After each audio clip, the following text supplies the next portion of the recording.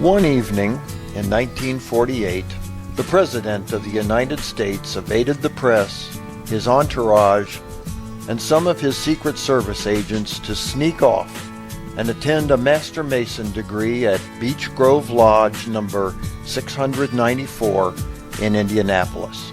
There, he participated as one of his employees became a Master Mason. As many times as this story has been told, little has been said about the man Truman raised that evening. Who was he? What became of him? Did he become a true and faithful brother among us as we pray in the first degree? Did he and Truman remain friends? The young man was Donald Earl Bauermeister. Born August 24th, 1927, he was 21 years old at the time of his raising. He had recently enlisted in the Navy and served as a hospitalman third class on the President's yacht, Williamsburg. When he assisted with a crew member's emergency appendectomy, he caught Truman's attention. The pair found they shared an interest in history and, over time, developed a friendship. After his naval service, Don enrolled in the Indiana University Dental School. In 1950, he met his future wife, Lois, and when they decided to marry, Don wrote the President to inform him of his wedding plans. He updated the President on his school work and also asked if he would meet with his parents when they were in Washington, D.C. Truman wrote back saying he would meet with Don's parents. He concluded, "I waited 10 years too long before I assumed the responsibility of matrimony. It pleases me when one of the young men with whom I have been associated buckles down to work and makes good." Truman sent the young couple a silver tray as a wedding gift. Over the years, Brother Don made a few requests of the President, who never turned him down. On one occasion, Don and his wife Lois went to Washington and tried to phone the President, but he was unavailable. Some months later, however, the tables were turned. Truman visited Indianapolis.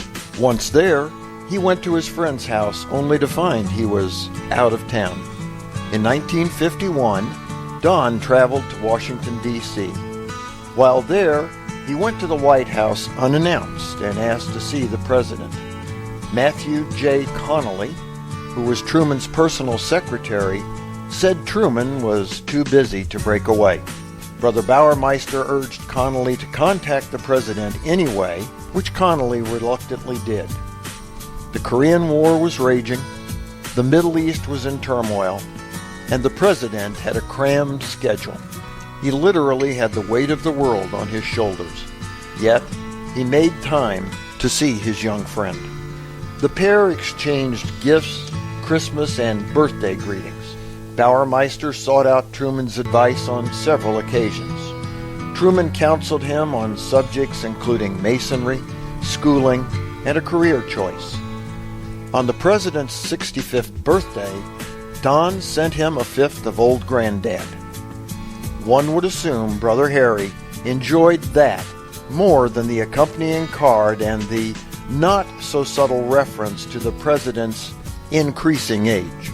In 1956, Don and Lois traveled to Independence to visit the retired President in his office at the Truman Library. It was the last time they saw each other in person. Don and Lois settled down on the south side of Indianapolis, not far from the lodge where Brother Truman had raised him. After graduating from the Indiana University School of Dentistry, Don established a practice and went on to become a respected Indianapolis dentist. He never held a Masonic office, but remained a member of Beech Lodge number 694 for the remainder of his life.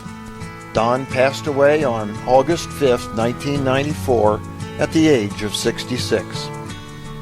Prior to her death in 2014, I was privileged to interview his wife Lois. During the conversation, I asked what caused his somewhat untimely death. She paused, sighed, and then she said, "Those damned cigarettes." Many men have formed friendships bonded in Masonry. This one is certainly one of the most unique.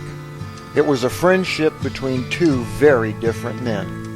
One was a successful and special man, but of no remarkable status. The other was a man of destiny, the leader of the free world. In part, the fact they shared a friendship says something not only about the country, but also the time they lived in. In today's world of sound bites and handlers, it might not even be possible.